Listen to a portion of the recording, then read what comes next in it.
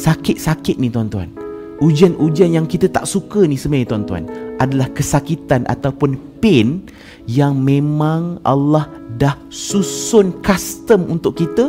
Sebab Allah tahu dengan pain yang kau lalu ni nanti boleh buatkan kau makin dewasa.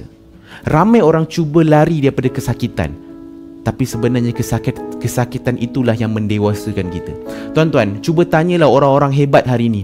Orang-orang yang mungkin kita rasa dia ni orang yang sangat matang, orang yang sangat hebat dalam industri dia. Tuan-tuan cuba tanya dia, berapa banyak kesakitan yang dia dah lalui.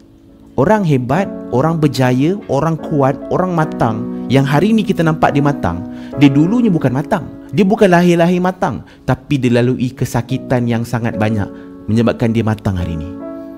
Tuan-tuan cuba tengok orang-orang yang mungkin berjaya hari ni, berapa banyak sakit yang dilalui.